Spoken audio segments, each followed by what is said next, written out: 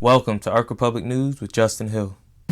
Let's embark on the Ark Republic to hear current news that's published. More than gossip and chatter, covering current affairs that matter. We talk issues with professional views, all keeping you in queue. We wanted a higher vibe for these days and times to free the voices and minds, reporting the sign of the times so all can build. Let's shine, yeah.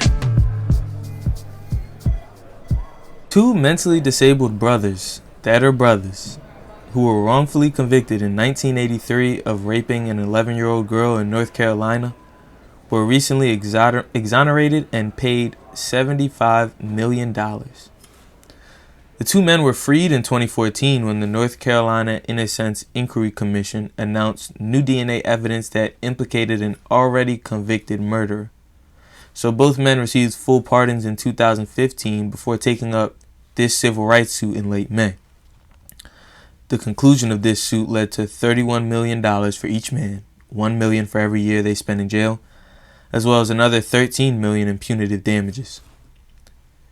Henry McCollum and Leo Brown, who were 20 and 16 years old at the time that they were sentenced to death row, at which point they were actually the two youngest death rowies in the country, and were convicted on the basis of confessions that for years they had argued were coerced. The jury found this to be true in May. Investigators reportedly were yelling racial slurs at McCollum, who had the mental capacity of a 9-year-old at the time, and told him he would be sent to a gas chamber if he did not confess, as reported by the New York Times. Elliot S. Abrams, a lawyer representing McCollum and Brown, said to the Washington Post that this payout is the largest combined award in American history. And according to the News and Observer, both McCollum and Brown require guardians to manage their finances today, and Brown specifically requires full-time care for mental health conditions that were developed during his incarceration.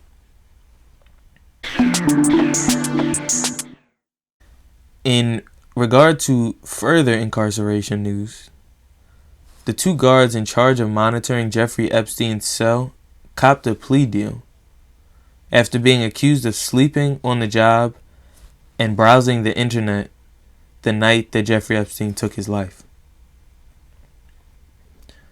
They were then further charged for lying on prison records to show as if checks had been made the night of the suicide. Epstein, who was a high-profile financier and a New York City socialite, was facing a maximum sentence of 45 years for conspiracy and international sex trafficking. His name has been linked to former New York City District Attorney Linda Feinstein, the prosecutor who prosecuted the Central Park Five in 1989. These guards have since accepted the plea deal as a part of a deal where they will serve no time but are subject to a probationary 100 hours of community service and are required to fully cooperate with an ongoing probe by the Justice Department. Both officers who were guarding Epstein were working overtime because of severe staff shortages, and before being arrested, they both did decline to cop this plea. Staffing shortages at the agency were so severe that guards worked overtime day after day and were forced to work mandatory double shifts. In Newark, New Jersey, in an effort to replace a colonizer with an emancipator, in the wake of the George Floyd riots, and behind the leadership of Mayor Raj J. Baraka, there is a movement and a public vote to pick which Harriet Tubman, statue will be erected in the place of a Christopher Columbus statue from the 90s. The removal of racist men who have participated in Native American genocide as well as American slavery amongst the different locations and significant American geographic sites is a major power shift and an aftershock from 2020. Last year, 94 Confederate monuments were removed alone, compared to only 54 between 2015 and 2019 combined. This may be predictive of a similar trend in the erection of these significant statues at these significant places. Speaking of Harriet Tubman, the creation of a new cinematic production called The Underground Railroad an alternate history where the 19th century Underground Railroad is literally above ground, director Barry Jenkins, who made Moonlight, said he was reluctant to make another movie exhibiting the brutal violence of slavery in an attempt to move away from these violent or negative or submissive portrayals of the black experience. This series rather is said to be founded upon the unfathomable, in his words, psycho-emotional and spiritual resilience required to endure such atrocities. And it's an adaptation of Colson Whitehead's 2017 Pulitzer Prize-winning novel of the same name. It was initially released on May 14th and can be streamed on Amazon Prime. Now, furthermore, in regard to Amazon Prime and the ongoing federal antitrust concerns that have been in Congress and amidst the previous administration also, have been restoked recently amid two major mergers, one merger and one acquisition. Amazon made a $9 billion acquisition of MGM Studios, and AT&T and Discovery made a merger to create what will be a massive streaming platform. The Amazon acquisition will fortify Prime Video's film and TV catalogs, fitting neatly into a more or less 10-year history of acquisitions, which to date have included the likes of IMDb, Whole Foods, the shoe company Zappos, the doorbell company Ring, and the gaming platform Switch. Democratic Representative David Cicilline of Rhode Island, who chairs the House Antitrust Subcommittee, said in his opening statements for a hearing concerning Amazon, Apple, Facebook, and Google that, quote, as gatekeepers to the digital economy, these platforms enjoy the power to pick winners and losers, shake down small businesses, and enrich themselves while choking off competitors. He continued that, quote, their ability to dictate terms, call the shots, upend entire sectors, and inspire fear represent powers of a private government. Amazon has denied all the antitrust allegations against it and maintains that it competes with platforms like eBay and Etsy, as well as brick-and-mortar operations like Walmart and Target. MGM's century-long history includes films like Rocky and the James Bond series, and most recently it was valued at $5.5 billion last December. Also, the recently announced merger between AT&T and Discovery will lead to, in the middle of 2020, a new media megalith in which AT&T owns 71%. They'll be unwinding their $85 billion asset, Time Warner, which has been technically closed for 3 years, to form a new company with Discovery that the Financial Times said could be valued as high as $150 billion, even after debt considerations. It'll be combining AT&T's CNN, HBO, and Warner Bros. With Discovery's Animal Planet, TLC, and Discovery Channel, amongst their other assets and networks. The two companies already spent a combined $20 billion per year on content, putting them in the same realm as a megalith like Netflix, who most recently spent around $17 billion on content. Don't go anywhere because I'll be right back.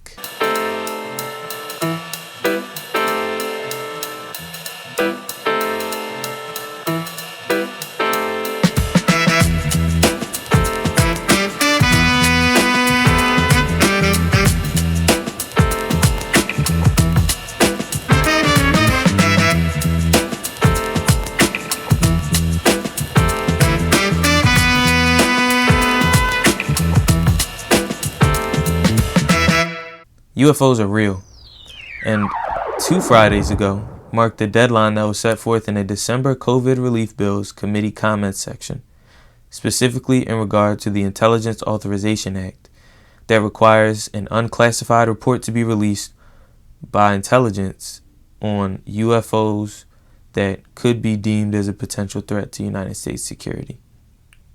Now, if you think back to June of last year, there were 3 reports that were released by the Navy in years prior, or leaked by the Navy, that had long been subject to skepticism. However, last June, these 3 videos were confirmed by the Pentagon to be real. Around that same time, a group of U.S. senators were briefed on, quote, unidentified flying aircrafts. However, in the wake of this briefing was the creation of the Unidentified Aerial Phenomena Task Force. All of these things coincided with what then came to be the newest branch of the United States military, which is the U.S. Space Force. I should substantiate the fact that a UFO is not necessarily alien, but only an object or aircraft that can't be clearly identified. With that being said, recently on 60 Minutes, a former Navy pilot, Lieutenant Ryan Graves, told 60 Minutes that unexplainable aerial phenomena have been seen by pilots training for the Navy, quote, every day for a few years, unquote. And even more recently, also recently, Ingenuity was launched by NASA, and it came to be in April the first powered spacecraft on another planet, the planet being Mars.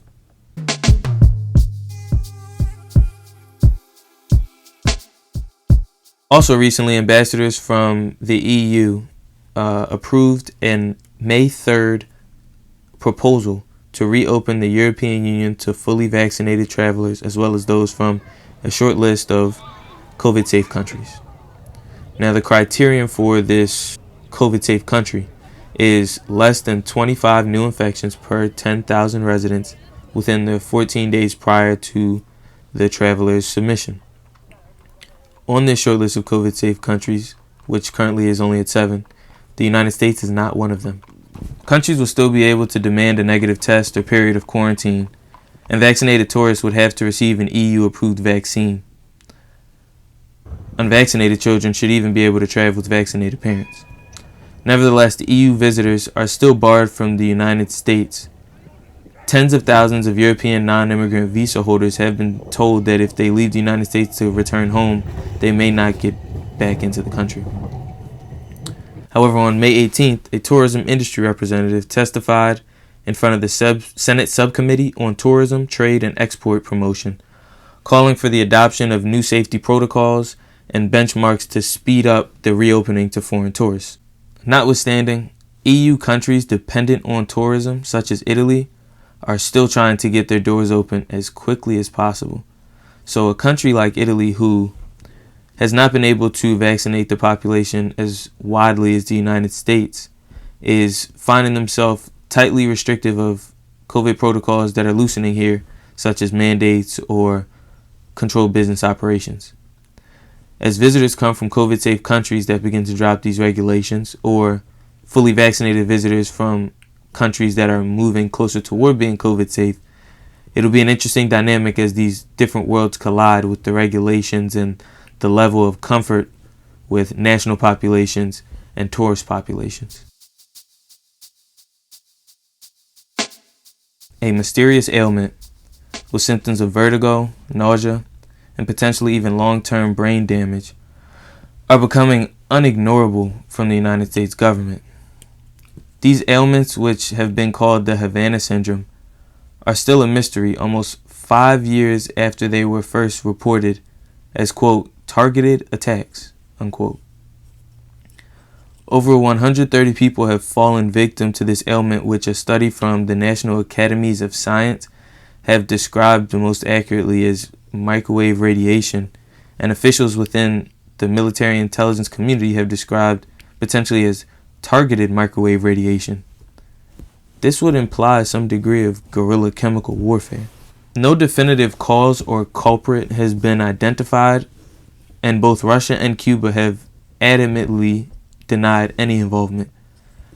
However, the cases of these diplomats and intelligence staff were found in Cuba, hence the name, as well as China and Russia, Western Europe, and most recently right here in Washington, D.C. The Senate Intelligence Committee has recently called this an increasingly frequent pattern that is, quote, debilitating. To give you an example of a particular case that happened in 2019 but was only just recently reported, was a father who was a military staffer in Russia driving at an intersection and was forced to pull over.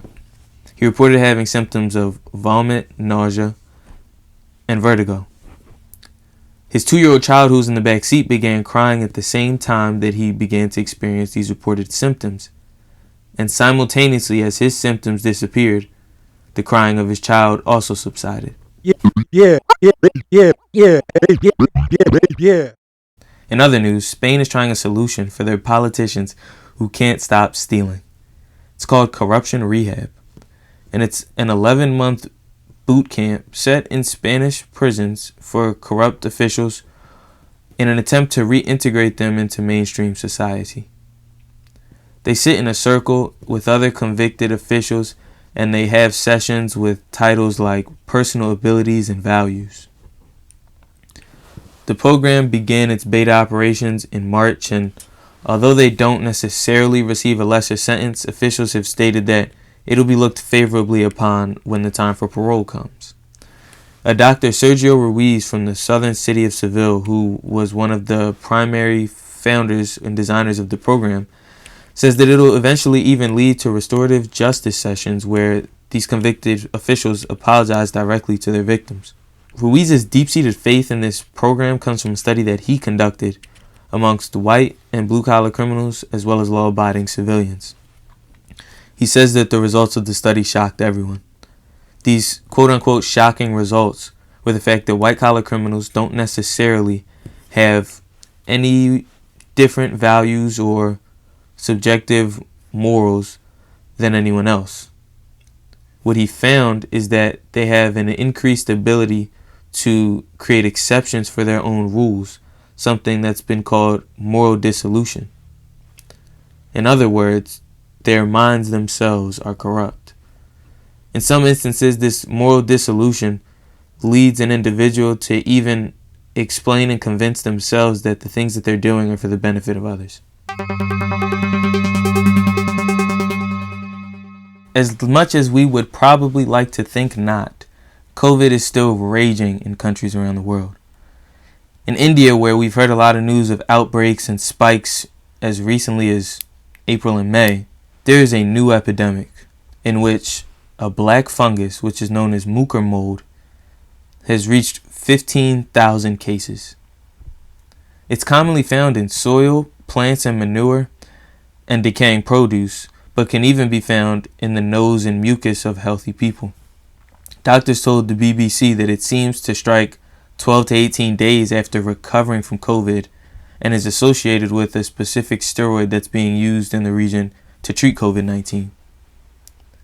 It affects the sinuses, the brain, the lungs, and it can be life-threatening to diabetics specifically or those who are severely immunocompromised. The disease currently has a mortality rate of 50% in India. The black fungus infection at this point has become more challenging than COVID itself, and if patients aren't treated in a timely and proper manner, then the mortality rate goes up as high as 94%. So considering the conflict amidst the new rural legislation in the region, and the fact that this is a disease associated with COVID that finds itself much more in proximity to the rural population, the implications of this epidemic could have grave effects on the autonomy of the agricultural sector in the region, for which they've been fighting for almost 6 months. So amidst the South Carolina State Legislature's desire to reinstate a firing squad for the death penalty in 2021, they are now being sued by 2 inmates, 2 death rowers, who are required by law due to a lack of lethal injection to choose between a yet-to-be-formed firing squad and a 109-year-old electric chair. The reason that the inmates have grounds to sue are based on the fact that at the time of execution, a death rower is said to have the choice of options that were available at the time of their conviction. However, since many pharmaceutical companies have stopped selling the chemicals needed for lethal injection, and the fact that South Carolina lacks a shield law to protect local drug makers and their identities, there's really no default for a death rower who declines this 109-year-old chair in South Carolina. As a result, the South Carolina Department of Corrections has stalled this archaic process, but Director Brian Sterling has plainly stated that it's possible the state could start carrying out executions again without a firing squad. The legislation here is following the lead of states like Utah, Michigan, and Oklahoma, who still operate with a firing squad. Furthermore, many Democrats have stated that this sort of outdated position is a popular way for Republicans around the country to try and hold on to the Trump supporting base that they find themselves at the beckoning call to after the aftermath of the Trump administration. Further along the lines of death row, Texas executed Quentin Jones, the state's first execution in 10 months, but not without controversy. In Texas, the execution of Jones, who was a black man that murdered his great aunt with a baseball bat after saying that she couldn't give him money in 1999, was executed by way of lethal injection. In Tarrant County, Texas, on Wednesday, May 19th, Quentin Jones gave his last words in a calm, introspective tone. With all this said, relatives of Jones and his victim did plead for a clemency plea, which would have then spared his life and subjected him to a life sentence. But the Texas Parole Board has completed 50 of 51 planned executions since 2015, so they declined. The conflict came when Jones' lawyer raised the fact that it was because he was black, stating a white man, Thomas Whitaker, 3 years prior, was the one exception and was exonerated on death row in a very similar circumstance. NCAA President Mark Emmert recently publicly came out and stated that athletes would be able to get paid for their name and likeness as soon as July 1st, potentially.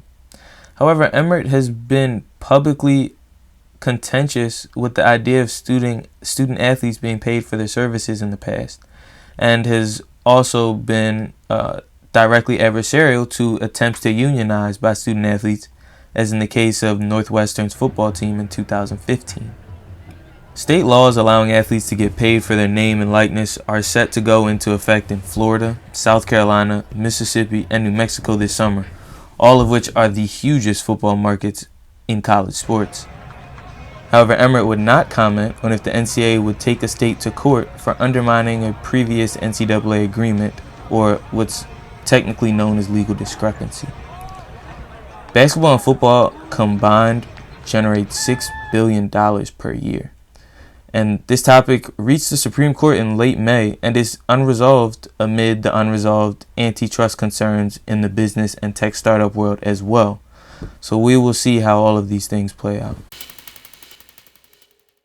Corey Kluber of the New York Yankees threw the 6th no-hitter of the season, which set a pace well beyond the major's average of 2 per year. And it was the Yankees' first no-hitter since July of 1999. The no-hitter, where a pitcher plays an entire game without giving up a single hit, has become unusually frequent this year. And it's likely correlated to a recent change in the way that the ball is seamed, which has also affected the density of the baseball. This was done to quote-unquote level the playing field after home run frequency ballooned in the MLB in their last full season, 2019. But America's pastime has become something of a past thing. And as leagues like the NBA grow stronger and the way media markets shift and the demands of the consumer in media shift, things like more home runs are an advantage for baseball just as much as an anomaly like Shohei Ohtani is for the game of baseball. A case in point of the way an athlete can change or charge an evolution of a game is that Shohei Ohtani, for the first time in over 50 years, has logged a wins above average replacement rate of over 2. What this means is that he is the most dominant two-way player baseball has seen since Babe Ruth. And in a sport that next to never has offensive productions from pitchers who are the primary defensive player, it's almost unprecedented. Furthermore, the changeup wasn't brought to the majors until the Negro Leagues was merged to the majors in 1948. And there has been no one at Ohtani's level of production at the plate and at the mound since the game revolutionized. Ohtani is currently top 5 in all of baseball in home runs and has hit more home runs himself than he has allowed all of his combined opponents to hit on him as a pitcher in 36 innings of baseball. In our last sports story, we're going to cover an intersection of humanitarian justice, public health, and sports. Because the number 2 female tennis player in the world, Naomi Osaka, withdrew from the French Open, citing her mental health. Initially, Naomi Osaka, who has had a meteoric rise since defeating Serena Williams in 2018, cited that she would no longer take place in what she considered invasive post-match interviews at the French Open, citing her mental health, which she stated has been in a state and has had frequent bouts of depression since she was put on the center stage in 2018. For this, she was fined $15,000 expectedly, but was also threatened by all 4 Grand Slam organizers, the Grand Slam being the major tennis tournaments, to be expelled from not only the French Open, but also future Grand Slams if she continued to exempt herself. Osaka responded by withdrawing from the French Open altogether, and has taken it a step further by publicly announcing an indefinite hiatus from the game so she can take care of herself. Professional athletes are becoming much more firm in their stance as humans with dignity and rights, and it's a trend that we saw, at least here in the United States, accelerated with the social reckoning of 2020. Another example of this is what you've seen in the NBA recently in the playoffs, and the way that fans who, in excitement and stupidity, are throwing food at athletes are being responded to wholeheartedly from the sports world appropriately, something that 10, 15, 20 years ago was common practice. Both Osaka and the NBA Players Association were extremely visible and played an important role in the public demonstrations last year in the wake of George Floyd's murder. So, similarly to the adage of the immovable object and the unstoppable force, the human agency of these megastar athletes and the insensitivity and traditions of these millennial-old sports machines that we have are on a collision course, and we'll see where it ends up. Just as much as an anomaly like Shohei Ohtani is for the game of baseball. A case in point of the way an athlete can change or charge an evolution of a game is that Shohei Ohtani, for the first time in over 50 years, has logged a wins above average replacement rate of over 2. What this means is that he is the most dominant two-way player baseball has seen since Babe Ruth. And in a sport that next to never has offensive productions from pitchers who are the primary defensive player, it's almost unprecedented. Furthermore, the changeup wasn't brought to the majors until the Negro Leagues was merged to the majors in 1948. And there has been no one at Ohtani's level of production at the plate and at the mound since the game revolutionized. Ohtani is currently top 5 in all of baseball in home runs and has hit more home runs himself than he has allowed all of his combined opponents to hit on him as a pitcher in 36 innings of baseball. In our last sports story, we're going to cover an intersection of humanitarian justice, public health, and sports. Because the number 2 female tennis player in the world, Naomi Osaka, withdrew from the French Open, citing her mental health. Thank you for your time, and we will see you next time here at the Ark Republic News. Matter. We talk issues with professional views, all keeping you in queue. We wanted a higher vibe for these days and times, to free the voices and minds, reporting the sign of the times, so all can build, let's shine, yeah.